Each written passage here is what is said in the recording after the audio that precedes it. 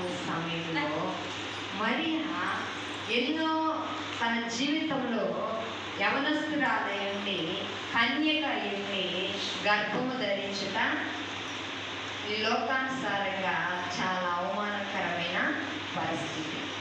అయినప్పటికీ మరియా ఎన్నో అవమానాలు గుండా, ఎన్నో అపనిందలు గుండా, ఎన్నో శ్రమల గుండా వెళ్ళవలసిన మరియా, వెళుతున్న మరియా ఏమన్నది? అయ్యా, నేను ఏ పాపము ఎరగను, నాకెందుకు ఇట్లాంటి శిక్ష అన్నదా? నీ దాసురాలిని నీ చిత్త ప్రకారము జరుగుతుంది. ఈరోజు మనము ఎవరి చిత్త ప్రకారం జరిగించుకోవాలి? మన జీవితాన్ని ప్రభు చిత్త ప్రకారము జరిగించుకోవాలి. ప్రభు ఇష్ట ప్రకారము మనం నడుచుకోవాలి. కాబట్టి ఈ రాత్రికాల సమయంలో కొంచెం కొద్ది వాక్యాన్ని పరిశుద్ధాత్మ దేవుడు నాకు బయటకు వచ్చిన వాక్యాన్ని ఎదుట ఉంచుతాను. రండి చూద్దాం.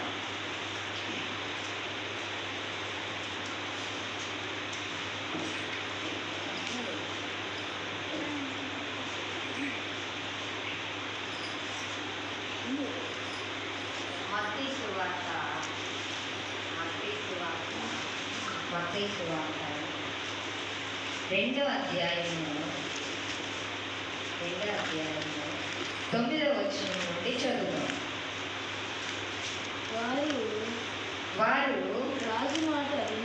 వారు రాజు మాట విని బయలుదేరిపోవచ్చుండగా ఇదిగో తూర్పు దేశమున వారు చూచిన నక్షత్రము ఆ శిశువు ఉండిన చోటికి మీదగా వచ్చి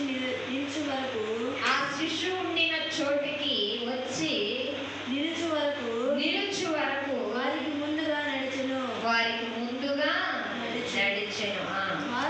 వారు ఆ నక్షత్రమును చూచి అజ్ఞానంద భరితులై ఇంటిలోనికి వచ్చి మళ్ళా చదువుదామండి.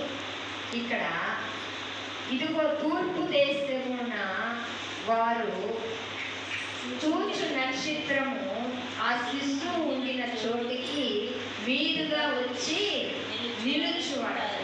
ఈ నక్షత్రము ఎవరు చూపిందండి? ప్రభు అయిన యేసు ప్రభుని చూపింది. ఈ నక్షత్రానికి నోరుందా? లేదు. అయినప్పటికీ దేవుని మాటకు లోబడి, దేవుని మాటకు విధేయత చూపింది. నక్షత్రము ప్రభు ఉన్న చోటికి ముందుగా నడిచింది.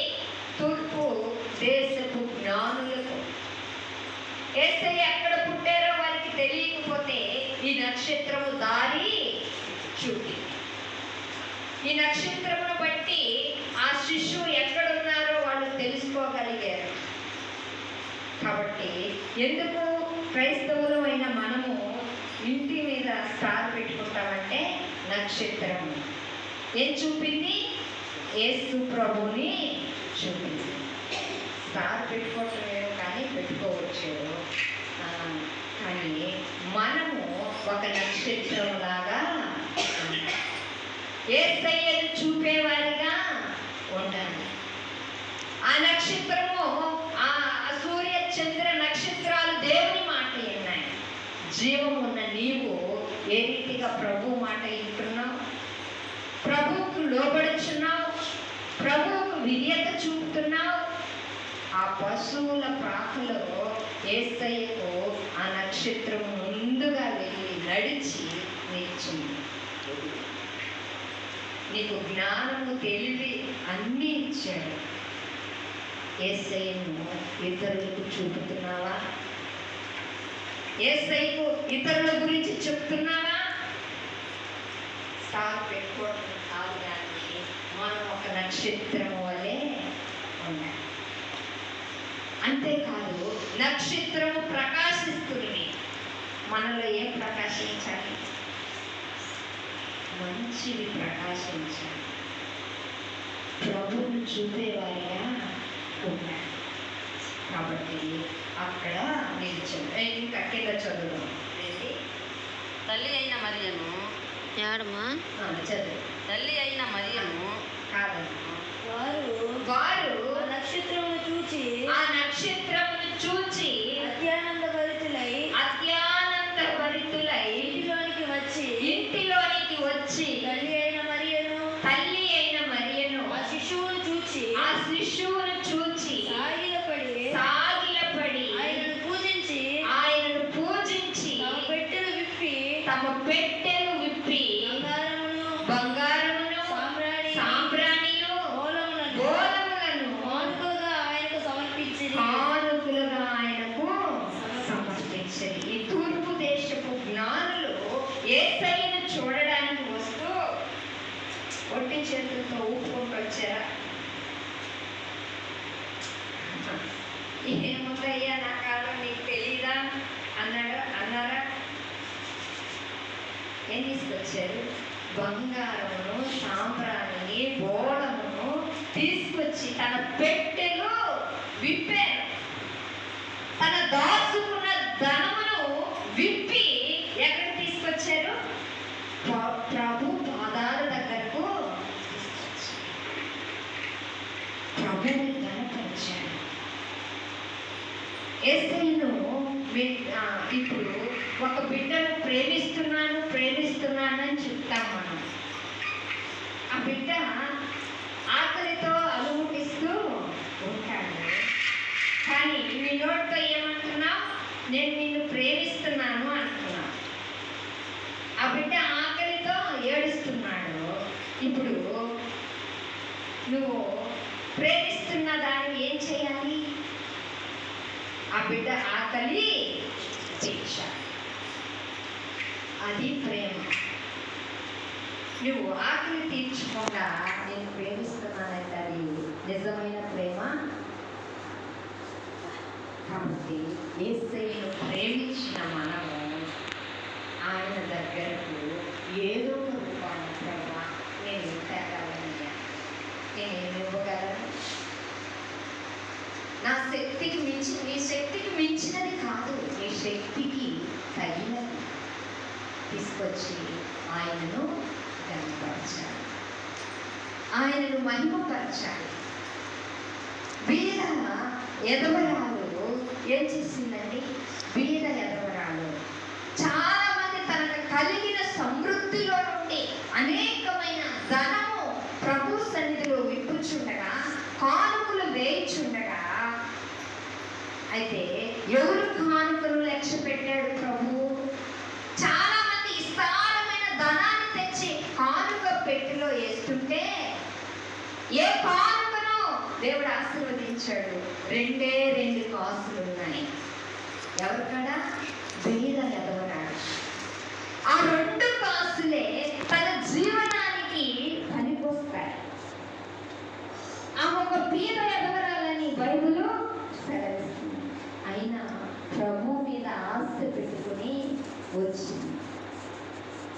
రేపటిన గురించి ఆలోచించకుండా ఆ 2 కాసులు ఎత్తి ఎక్కడేసిందండి? రేపు ఈ 2 కాసులు అయిపోతే నా జీవితం ఏది అనుకుందా? సందేహపడిందా? రేపటి గురించి ఆలోచన చేసిందా? ఆ 2 కాసులు ఎత్తి, అయ్యా నా కాడ ఉన్నది ఇది అని కానుక పెట్టెలో ప్రభువు చాలా మంది విస్తారమైన ధనమును ఇచ్చిన వారిని ఆశీర్వదించారా? పేద ఎదవరాలను ఆశీర్వదించారు. పేద ఎదవరాన్ని దించాడు. ఆమె కానుకను లక్ష్య పెట్టాడు. ఎందుకని? చాలా మంది సమృద్ధి అయిన చాలా గొప్ప కానుకేస్తారే, వారిని కదా ప్రభు దీవించాలి. చాలా మంది ఎక్కువ ధనాన్ని వేస్తారే, వారిని కదా ప్రభు దీవించాల్సింది. ఈ 2 కాసులు వేసిన ఆమె దీవించి బైబిల్ గ్రంథంలో ఆమె పేరు రాశారు. ఎందుకు? చెప్పాలి, నేను అడుగుతూ ఉంటారు. ఎందుకు ఆమెని దీవించాడు? ఎందుకు ఆమె పేరుని బైబిల్ గ్రంథంలో లెక్కింపు చేశాడు? చెప్పగలరా? తర్వాత పూజ చెప్పు,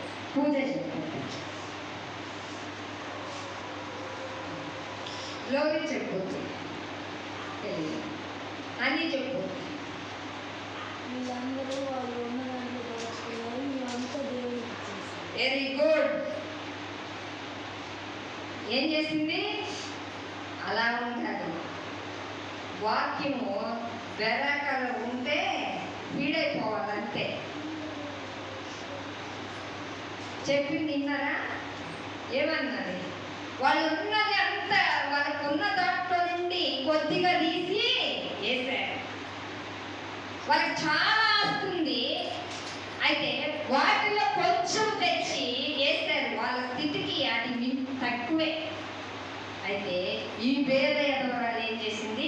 తనకున్నదంతా తెచ్చి, ఏముందానికి ఆస్తుందా, అంతస్తుందా, పొలాలు ఉన్నాయా, స్థలాలు ఉన్నాయా, రేపటి గురించి ఆలోచించకుండా ఆ 2 కాసులు తెచ్చి ప్రభు సన్నిధిలో ఇచ్చేసింది. నా బ్రతుకు ఏమైనా త్యాగం కావాలి ప్రభు. నువ్వెంత వేసేదన్నది ఆడ ముఖ్యమో కాదు. నువ్వు ఏ హృదయంతో ఎత్తుతున్నావు, ఏ హృదయంతో ప్రభుని ఆరాధిస్తున్నావు. మనుషులు పై రూపాన్ని చూస్తాడు, దేవుడు అంతరేంద్రియములను చూసేది. హృదయపూర్వకంగా దాచుకోకుండా తనకున్న 2 కాసులు తెచ్చి ప్రభు సన్నిధిలో అలాంటి త్యాగమూర్తులు కావాలి ప్రభు. కాబట్టి ఇక్కడ మనము ఎలా ప్రభుని ఆరాధిస్తున్నామో, ఎలా ప్రభుని కనపరుస్తున్నామో మనమే పరీక్షించుకోవాలి. కాబట్టి ఈక ఇంకొక మాట చదివి ముందుకెళ్తున్నాము. లూకాసు వార్త 2వ అధ్యాయము 10వ వచనం నుండి 11వ వచనం వరకు చదువుతాం. అయితే ఆ దూత భయపడకుడి, ఇదిగో ప్రజలందరికీ కలగబోవు మహా సంతోషకరమైన సువర్తమానము నేను మీకు తెలియజేయుచున్నాను. దావీదు పట్టణమందు నేడు రక్షకుడు మీ కొరకు పుట్టి ఉన్నాడు. ఎక్కడ పుట్టాడంట? దావీదు పట్టణమందు నేడు రక్షకుడు ఎవరి కోసం పుట్టాడంట? మనందరి కోసం పుట్టాడు. రక్షకుడు అంటే ఏంటండి? మనల్ని కాపాడువాడు. ఇప్పుడు రక్షక భటులు అంటారు కదా. రక్షక భటులు అని ఎవరిని అంటారండి? పోలీసు వారిని అంటారు. నిజంగా పోలీసు వారితో మనకు రక్షణ ఉందంటారా? ఒక స్త్రీ ఒంటరిగా వాళ్ళ దగ్గర నిలవగలదా? అది పేరుకు మాత్రమే. ఈయన ప్రజలందరికీ రక్షకుడు. నువ్వే ఏ పరిస్థితిలో ఉన్నా, నువ్వే ఒడిదుడుకులో ఉన్నా, నువ్వు ఏ కష్టంలో ఉన్నా, లేకపోతే నువ్వు ఏ ఇరుకులో ఉన్నా, ఏ ఇబ్బందుల్లో ఉన్నా నిన్ను రక్షించువాడు, నిన్ను కాపాడువాడు, నీకు రక్షణ దుర్గముగా నిలిచే దేవుడు. అందరికీ రక్షకుడు పుట్టాడు. నిన్ను కాపులా కాచేవాడు, నిన్ను ప్రతి సమస్య నుండి రక్షించేవాడు. కొందరు అంటారు, అమ్మ తల్లిదండ్రులు మనకు వచ్చే కష్టాలు పెట్టంటారు. నేనేం చేయగలను, నేను చేసిందంతా చేస్తాను, మా చేత అవ్వట్లేదు. నిన్ను రక్షించేవాడు ఆ దేవుడే అంటారా? అంటారు. కాబట్టి యేసు ప్రభువు ఎవరంట? లోక రక్షకుడు. లోకాన్ని నిజంగా రక్షించే రక్షక భటుడుగా ఈ లోకానికి వచ్చాడు. కాబట్టి ఈ రక్షణ చూద్దాం రండి. ఎవరిని రక్షించారో చూద్దాం. ఈయన ప్రభు ఋతు గ్రంథము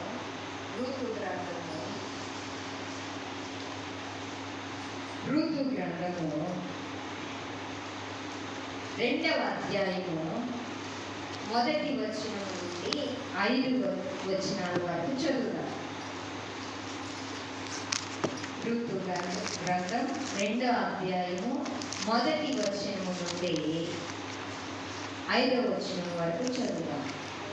2వ అధ్యాయము 1వ వచనం నుండి. నయోమి పెనిమిటికి బంధువుడు ఒకడుండెను. అతడు చాలా ఆస్తిపరుడు. అతడు ఎలీమేలకు అతని పేరు బోయోజు. మోయాబీరాలైన రూతు నీ సెలవైన ఎడల నేను పొలంలోనికి పోయి ఎవని కటాక్షము పొందగలను వాని వెనుక పరిగి నయోమితో చెప్పగా ఆమె నా కుమారి పొమ్మనెను. కాబట్టి ఆమె వెళ్ళి పొలములోనికి వచ్చి చేను కోయువారి వెనక పొలములో ఏరుకొనెను. ఆ పొలములో ఆమె పోయిన భాగము ఎలీమేలకు బోయోజుది. బోయోజు బెత్లెహేము నుండి వచ్చి యెహోవా మీకు తోడయుండును గాకని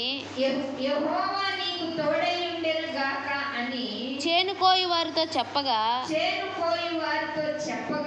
వారు యెహోవా నిన్ను ఆశీర్వదించును గాకనిరి. ఆశీర్వదించును గాక అనిరి. ఇక్కడ నయోమి అనే ఒక ఆమె ఉంది. ఆమెకి 2 కుమారులు ఉన్నారు. వారు మక్లోను కిలియోను. అయితే ఆ 2 కుమారులు చనిపోయారు. అయితే పోయిన వారం నేను ఈ వాక్యాన్ని చెప్పాను. అయితే ఋతు అనే స్త్రీ తన అత్తను వెంబడించింది. యవనస్తురాలే, కానీ ఆమె ఎవరిని వెంబడించిందండి? తన అత్తను వెంబడించి వచ్చింది. అత్తను దేని చూసి వెంబడించిందండి? ఆస్తి చూసి వెంబడించిందా? లేకపోతే ఆమెకున్న ఐశ్వర్యాన్ని చూసి అత్తను వెంబడించిందా? ఋతు ముసలిది, పొలంకు పోతే ఈరోజు కూలికి పోతేనే తన జీవనాన్ని గడుపుకునే నయోమితో ఎవరు వచ్చారు? ఋతు వచ్చింది. అయితే వచ్చాకండి యవనస్తురాలంటే అత్తమ్మ నీకు సెలవైన ఎడల నేను పరిగి ఏరుకొని వస్తా అంటుంది. అయితే అమ్మ మన బంధువుడు అక్కడ ఉన్నాడు, ఆయన బోయోజు, ఆయన పొలంలోనికి. బోయోజు కూడా యవనస్తుడే, ఋతు యవనస్తురాలే. అయితే బోయోజు పొలంలోనికి పరిగి వేరడానికి ఋతు వెళ్ళిన ఆమె ఏమన్నాడు? బోయోజు అమ్మ ఏమంటున్నాడు? అమ్మ చక్కగా చదువుదా. 4వ వచనం చదువుదా. బోయోజు బెత్లెహేము నుండి వచ్చి యెహోవా మీకు తోడయుండును కనుక చేను కోయి వారితో చెప్పగా వారు యెహోవా నిన్ను ఆశీర్వదించును గాకనిరి. యెహోవా నిన్ను ఆశీర్వదించును గాక అని. ఈ బోయోజు ఎవరండి? యవనస్తుడైనప్పటికీ యవన కాలపు ఇచ్చలు బోయోజులో అమ్మ యెహోవా నిన్ను ఆశీర్వదించును గాక. యెహోవా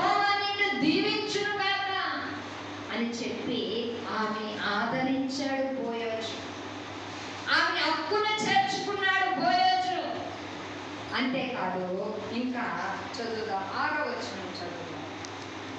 కోయువారి మీద కోయివారి మీద ఉంచబడిన ఉంచబడిన ఆ పనివాడు ఆ పనివాడు ఈమె మోయాబు దేశం నుండి ఈమె మోయాబు దేశం నుండి నయోమితో కూడా నయోమితో కూడా తిరిగి వచ్చిన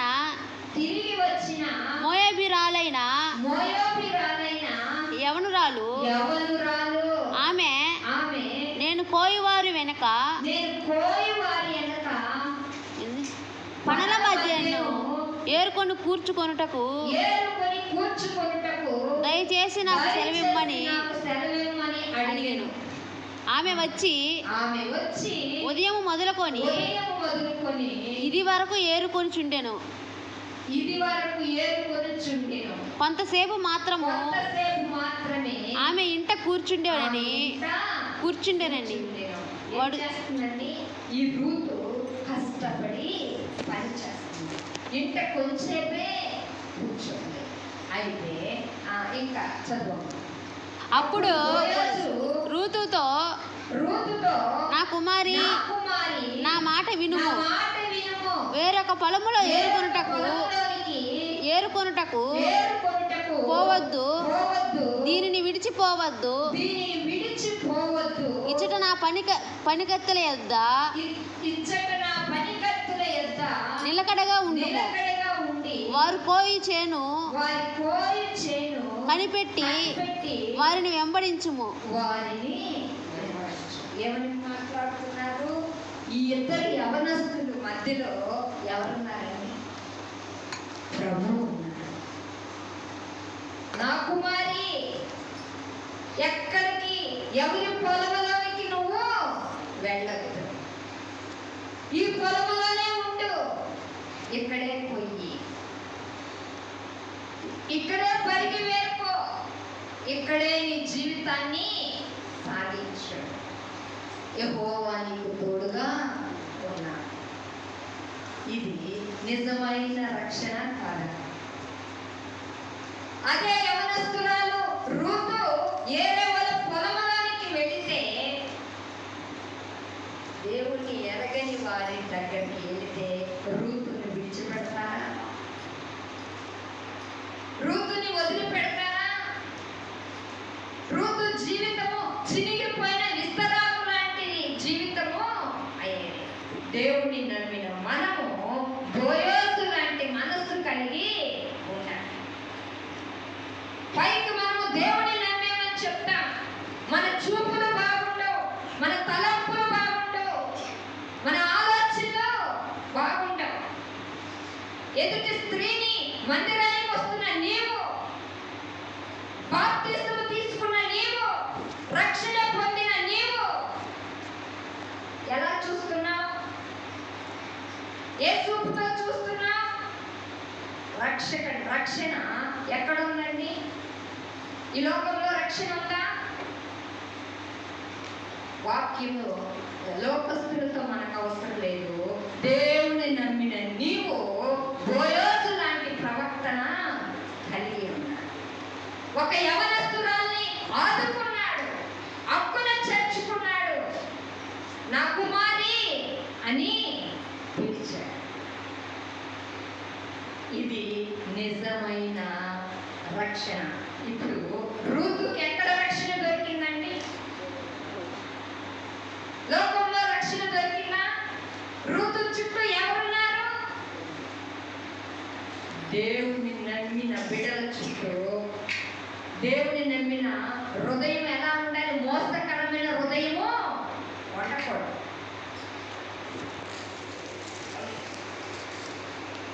అసలుకి వంకరి చూపులు దేవుని నమ్మిన బిడ్డల్లో ఉండకూడదు.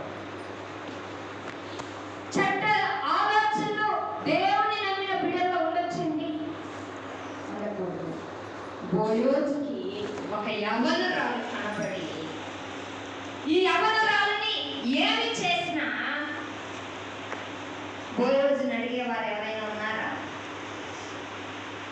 బోయోజుని నిలదీసేవారు ఎవరైనా ఉన్నారా? కానీ బోయోజు ఎవరికి భయపడుతున్నాడండి? ప్రభువుకు భయపడుతున్నాడు. ప్రభువుకు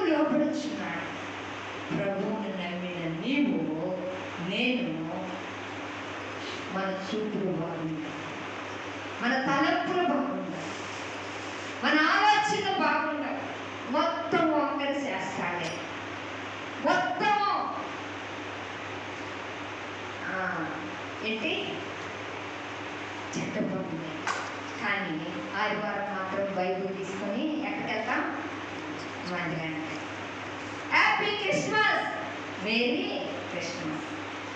దీనివల్ల అసలు హ్యాపీ క్రిస్మస్ అనడానికి అర్హత ఉందా? మేరీ క్రిస్మస్ అనడానికి నీకు అర్హత ఉందా? నేను పరిశుద్ధుడనై ఉన్న ప్రకారము మీరును శుద్ధులై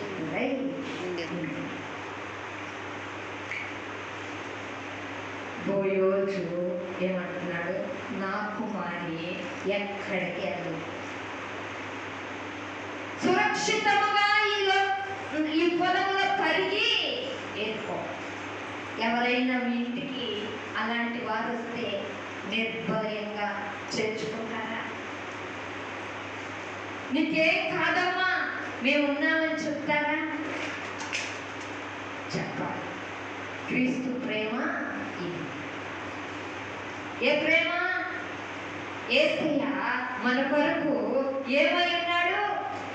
ఆ లోకాన్ని విడిచి దేవునితో కూర్చున్నట భాగ్యమును విడిచి సర్వలోక సృష్టికర్త అయ్యుండి ఈ లోకంలో ఎక్కడ జన్మించాడండి? పశువుల పాకలో. ఎందుకు? ఆయనకు కావాలంటే సత్రాలు లేవా, మేడలు లేవా, మిద్దెలు లేవా? కానీ ఆయన దీనుడు, ఆయన దీన మనసు కలిగిన వాడు, జాలి పడేవాడు, కృప కలిగిన వాడు. దేవుని నమ్మిన బిడ్డల్లో ఏముండాలండి? జాలి, దయాలత్వం ఉండాలి, మంచితనము ఉండాలి. ఈయనలో బోయోజులో ఏముంది? మంచితనం ఉంది, ప్రేమ ఉంది. కాబట్టి ఇంకా చదువుదామండి, చదువుదాం.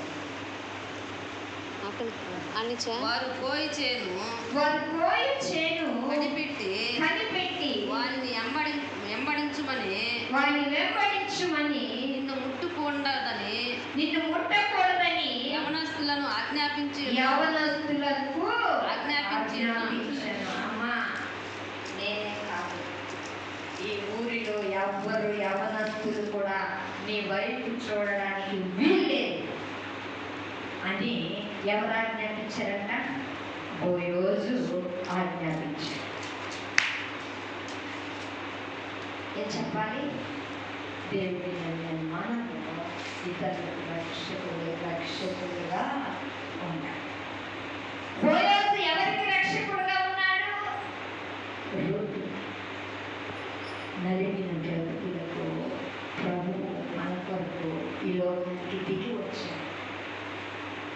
మనము ఆ రీతిగా ప్రజలకు ఏం చేయాలి? చాతనైనంత వారికి ఏం చేయాలండి? స్నేహం చేయాలి. కాబట్టి ఈ ప్రార్థన దేవుడు వింటాడు. నీకు దాహమగినప్పుడు కుండ ఎద్దకు పోయి పనివారి చెందిన నీళ్లు త్రాగమని చెప్పాను. పనివారు చేదిన నీళ్లు త్రాగమని నీళ్ళు ఇచ్చాడు, పొలం ఇచ్చాడు, నీళ్ళు ఇచ్చాడు, పరిగి ఏరుకోమని చేను. ఏమిస్తున్నాము అంటే మా కాడు ఉంటే కదండి ఇంకా ఉన్నది అయితే ఇంకా అందుకు ఆమె సాగిలపడి తల వంచుకొని ఏమి తెలిసి పరదేశినైన నాయందు లక్ష్యముంచునట్లు నీకు కటాక్షము కలిగెను అని చెప్పగా బోయోజు నీ పెనిమిటి మరణమైన తరువాత నీవు నీ అత్తకు చేసినదంతయు అందుకు ఆమె సాగిలపడి బోయోజుకి నమస్కారం చేసింది. ఏమీ తెలియని పరదేశినైనా నన్ను చేర్చుకున్నావు అని ఆమె అంత ఆనందించారు. ఆమె హృదయము ఎంత దేవుణ్ణి హత్తుకొని ఉంటది. ఆమె జీవితము పిడికిల్లో పట్టుకుంది. నా జీవితం ఏమైపోతుందో అనుకుంది. నా జీవితం ఒంటరి జీవితం అనుకుంది. అయితే బోయోజు ఆమెకి ఏమన్నాడు? లోకంలో దేవుణ్ణి నమ్మిన మనము ఇతరులకు ఎలా ఉండాలండి? రక్షకులుగా. ఏ బాధలో ఉన్నా, ఏ కష్టంలో ఉన్నా ఫలానా సహోదరు దగ్గరికి వెళ్తే మన బాధకు నివారణము దొరుకుతుంది. లేకపోతే ఫలాని సహోదరుడి దగ్గరికి వెళ్తే మన బాధకు సొల్యూషన్ దొరుకుతుంది అని చెప్పగలరా? అప్పుడు మనము మంచి క్రిస్మస్. కాబట్టి ఏం చేయాలి? మంచి లోకములో లోక రక్షకుడు బోయోజు రూతుకు రక్షణ ఇవ్వడానికి, రూతును కాపాడడానికి బోయోజు ఏం తెలుసుకున్నాడు? దేవుణ్ణి ఎరిగాడు. కాబట్టి రూతుని ఏమాత్రము కూడా తను అపహసించలేదు. దేవుని నమ్మిన మనము ఆ విషయంలోనే కాదు, ప్రతి విషయాల్లో మనం ఎలా ఉండాలంటే మన ప్రవర్తన ఎందు, మన నడవడికి ఎందు ఏం చేసుకోవాలి? పరిశుద్ధతగా ఉండడానికి ప్రయత్నము. అపవిత్రతకు మన వద్ద చోటు ఉండకూడదు. ఇప్పుడు బోయోజును చూసి ఏమైతే దేవుడు ఏమంటాడు? ఈయన నా నిజమైన స్నేహితుడు, ఈయన నా నిజమైన బిడ్డ. చెప్పగా ఏమి చేయకుండా నిద్ర వేసి పొద్దుగు కింద ప్రార్థన చేస్తే ప్రయోజనం ఉందా? లేదు. కాబట్టి బోయోజు రూతుని ఏం చేశాడు? కాపాడు.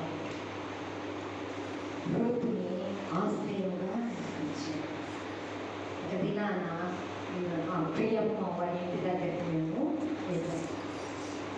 ఆమె రూట్ తప్పి సెప్సెగూడలో ప్రియమ్మ చర్చ్. అయితే సెప్సెగూడలో ఉపవాస ప్రార్థన జరుగుతుంది. ఒక ఆమెకి తెలుగు రాదు, తమిళ్. ఆమె తప్పించుకొని వచ్చేసింది. వచ్చి ఏడుస్తుంది. ఇంగ్లీష్లో రాసి చూపండి.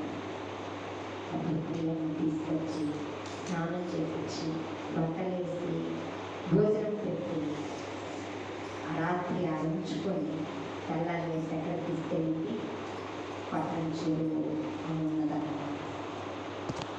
సంగతులు పాశ్రమ కలిసి వెళ్ళి ఆ ఇంటికి చేర్చారు. మంచి క్రియలు మనలో ఉన్నాయి. కాబట్టి లోకంలో ఎక్కడ రక్షణ లేదు. దేవుని బిడ్డల కాడ అనేకులకు రక్షణ కలగాలి. యేసయ్య మనందరి కొరకు రక్షణ ఇచ్చాడు.